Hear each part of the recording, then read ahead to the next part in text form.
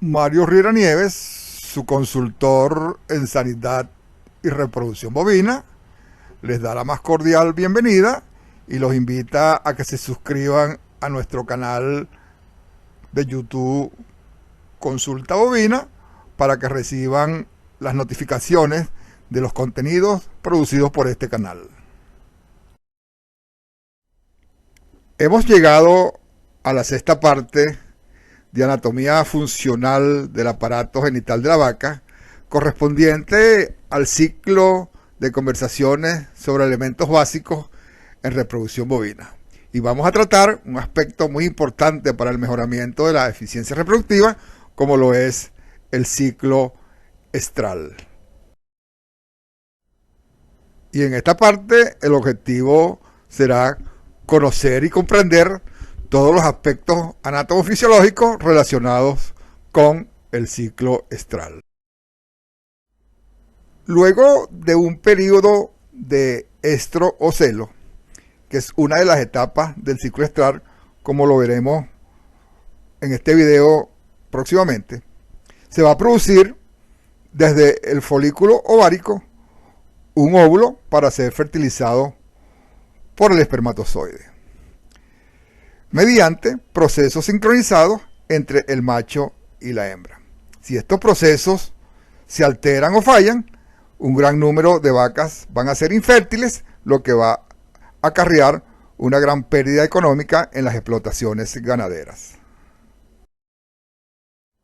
La hembra bovina está clasificada como poliéstrica continua, es decir, que presentan ciclos estrales durante todo el año. Sin embargo, el momento en que la hembra es fértil y receptiva al macho es muy corto y solo se limita a unas pocas horas relacionadas con el estro o celo. Como les acabo de mencionar, el celo o estro es una de las etapas del ciclo estral y es el periodo de receptividad sexual o aceptación de la monta para el apareamiento. Normalmente se presenta en novillas y ocasionalmente puede presentarse en vacas no preñadas. La duración del estro es de 6 a 30 horas con un promedio de 18 horas.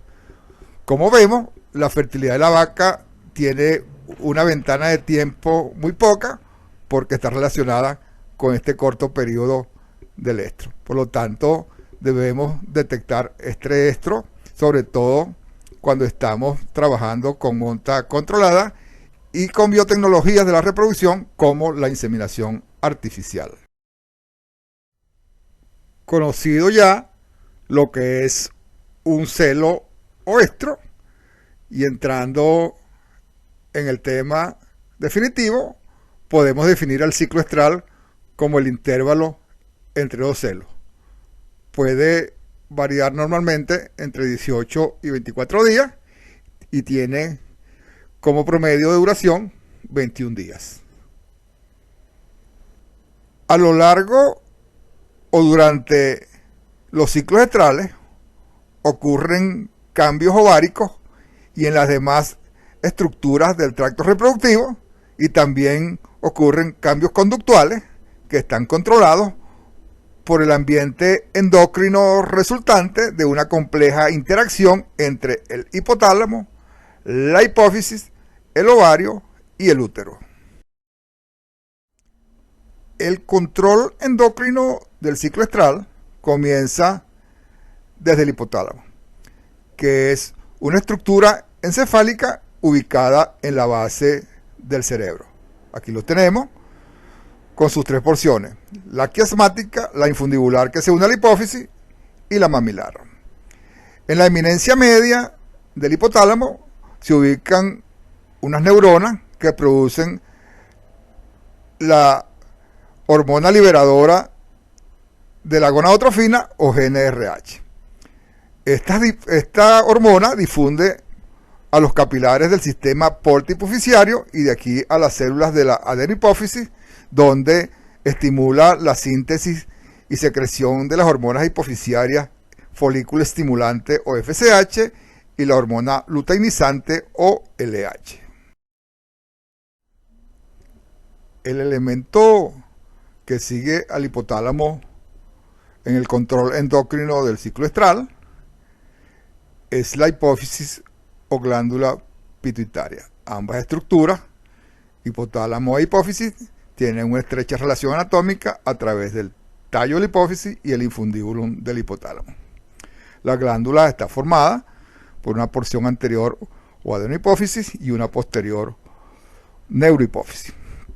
La adenohipófisis produce varios tipos de hormonas, de las cuales la FSH o folículo estimulante y la LH u hormona luteinizante cumplen papel relevante en el control neuroendocrino del ciclo estral. La FSH es la responsable del proceso de esteroidogénesis y del crecimiento y maduración folicular. Por su parte, la LH también interviene en el proceso de esteroidogénesis ovárica y es la responsable de la ovulación, formación y mantenimiento del cuerpo lúteo. Las hormonas hipofisiarias FSH y LH, la FSH es representada en rojo en este gráfico y la LH en gris, son secretadas a la circulación en forma de pulso y son reguladas por dos sistemas, uno tónico y uno cíclico. El sistema tónico produce el nivel basal circulante que siempre está presente de las hormonas hipofisiarias, las cuales promueven el desarrollo de los elementos germinales y endocrinos de las gónadas. El sistema cíclico opera más agudamente, siendo evidente solo 12 a 24 horas en cada ciclo reproductivo de la hembra y tiene como función primaria causar la ovulación. El tercer componente del control endocrino del ciclo estral son los ovarios, los cuales son considerados como glándulas endócrinas porque producen hormonas, dentro de las que podemos citar los estrógenos, representados acá por esta línea verde, la progesterona, con la línea amarilla, y la inhibina.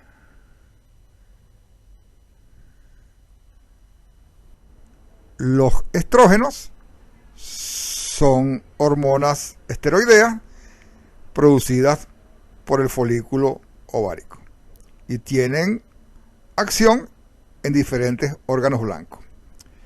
En las estructuras del tracto reproductivo causa importantes cambios.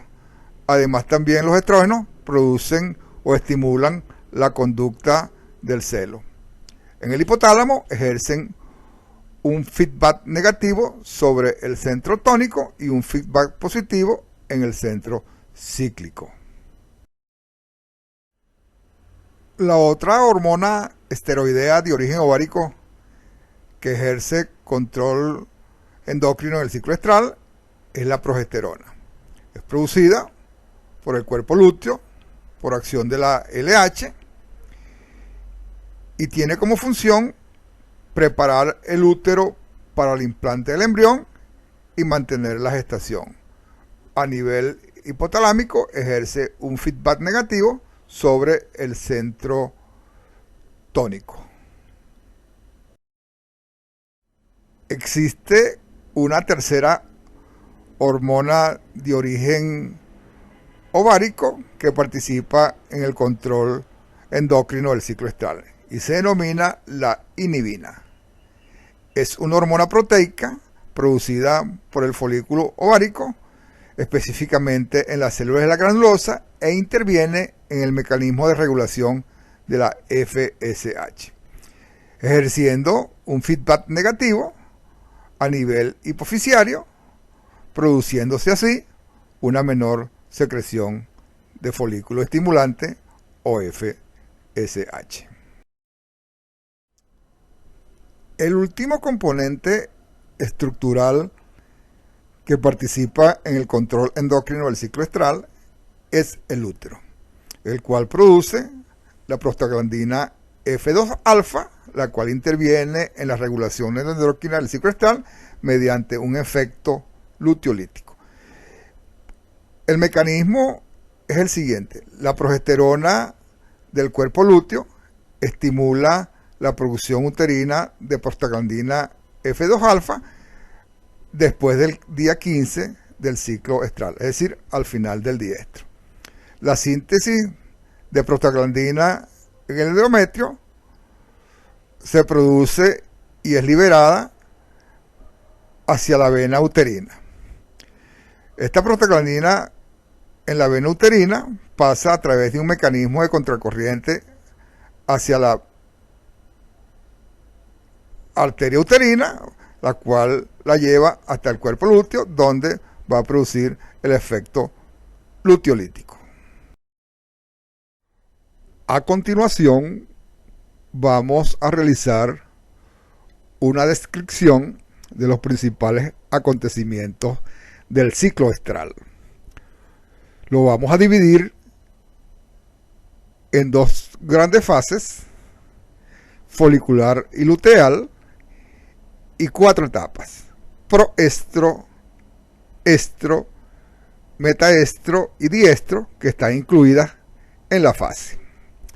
La fase folicular, a su vez, la vamos a dividir en dos: una temprana o de regresión lútea, que incluye al proestro, y una tardía o fase periovulatoria, que incluye al estro y al metaestro. Y la fase luteal está comprendida o va a integrar al diestro. Desde el punto de vista práctico, el día 0 del ciclo estral es el día del celo, que es un signo que es visible con una simple observación.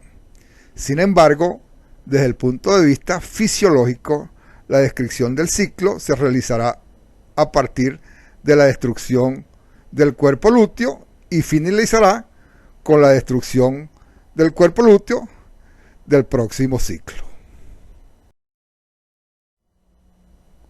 Como les mencioné, la fase folicular temprana o de regresión lútea se corresponde con el proestro, cuyo periodo de duración es de 3 días. Comienza con la regresión del cuerpo lúteo del ciclo anterior y finaliza con la manifestación de celo. Al destruirse el cuerpo lúteo por acción de la prostaglandina F2-alfa de origen uterino, tenemos una caída en los niveles de progesterona. Y en consecuencia a la caída de estos niveles de progesterona, disminuye el feedback negativo que tenía la progesterona a nivel hipotalámico y comienza a aumentar la frecuencia pulsátil de las gonadotrofinas. Entonces la FSH estimula el crecimiento folicular con el desarrollo de un folículo dominante con los aumentos de los niveles de estradiol. Cuando estos alcanzan cierto nivel, se estimula la receptividad sexual y comienza el periodo de estro. En conclusión, la fase folicular temprana comienza con la regresión del cuerpo lúteo y finaliza con el comienzo del celo. La fase folicular tardía o periovulatoria, que incluye el estro y el metaestro, comienza con la receptividad sexual, dejándose montar por las vacas compañeras del rebaño o por los toros. El estro tiene una duración de 18 horas, más o menos 6, y en esta etapa ocurren cambios ováricos que permiten la ovulación, como por ejemplo el deterioro de la membrana basal que separa las células de la granulosa y de la teca, las cuales se mezclan para dar comienzo a la formación de un nuevo cuerpo lúteo. Ocurren cambios conductuales, la vaca se torna nerviosa e inquieta, disminuye la producción de leche, tiene micciones frecuentes y a nivel uterino aumenta el tono del miometrio, los cuernos se tornan duros en forma de gancho y se resisten al estiramiento. la vulva se torna edematosa y hay la salida de un flujo claro o limo claro. En la fase folicular tardía o periovulatoria, que se corresponde con el estro y el metaestro, los estrógenos en altas concentraciones alcanzan el umbral de estimulación del centro cíclico hipotalámico, produciendo o estimulando a las neuronas de este centro a producir un pico de GnRH y en consecuencia un pico de LH. Con respecto a la FSH, disminuye su secreción debido al feedback negativo por los estrógenos y por el feedback negativo que ejerce la inhibina, con excepción del momento en que se produce el pico preovulatorio de LH, en que puede aparecer un pico de FSH. Posteriormente, 4 a 12 horas después de esta onda de LH, se incrementa la concentración basal y la amplitud de pulso de FSH, relacionándose esto con la primera onda de crecimiento folicular que ocurre en ese ciclo. 12 horas luego de comenzado el celo, el sistema nervioso de la vaca se torna refractario al estradiol y cesan todas las manifestaciones psíquicas del celo. En este periodo ocurre la ovulación, 28 a 32 horas luego de iniciado el celo y de desencadenado el pico preovulatorio de LH. A la ovulación le sigue una hemorragia profunda en el ovario y el folículo se llena de sangre, convirtiéndose en un cuerpo hemorrágico. Luego de la formación de este cuerpo hemorrágico ocurre el proceso de luteinización debido a una serie de cambios morfológicos en el ovario, donde se produce una mezcla de las células tanto de la granulosa como de la teca, hasta finalizar con la formación de un cuerpo lúteo funcional. Ahora vamos a hacer referencia a la fase luteal, que se corresponde con el diestro. Esta fase se caracteriza por dominio del cuerpo lúteo y la síntesis y producción de progesterona. Si el óvulo producido en este ciclo no es fecundado, el cuerpo lúteo permanece funcional hasta el día 15, cuando comienza su regresión en preparación de un nuevo ciclo estral. En el ciclo estral del bovino ocurre un fenómeno conocido como dinámica folicular y se refiere al proceso de crecimiento y regresión de folículos que conducen al desarrollo de un folículo dominante preovulatorio. En el bovino pueden ocurrir ciclos con 2 y 3 ondas foliculares y el folículo preovulatorio deriva de la última onda folicular. Aquí tenemos un ciclo de 3 ondas foliculares. Para describir la dinámica folicular es necesario definir conceptos como reclutamiento, selección y dominancia. El proceso de reclutamiento es aquel en la cual una cohorte de folículos comienza a madurar en un medio con un aporte adecuado de gonadotrofinas que le permiten avanzar hacia la ovulación. Y la selección es el proceso por el cual un folículo elegido evita la atresia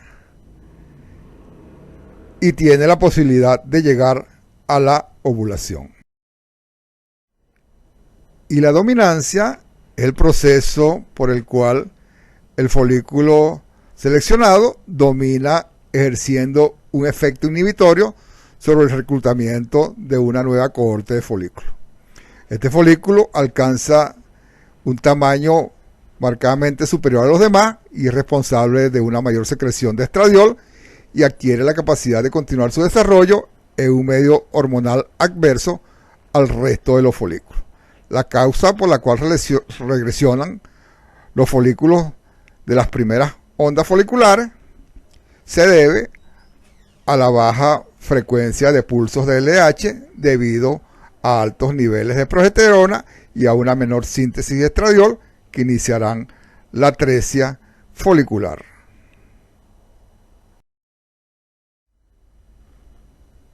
En el reinicio de la actividad ovárica posparto, la folicular está totalmente ausente en los primeros 10 días posteriores al parto, pero normalmente comienza posterior a este momento.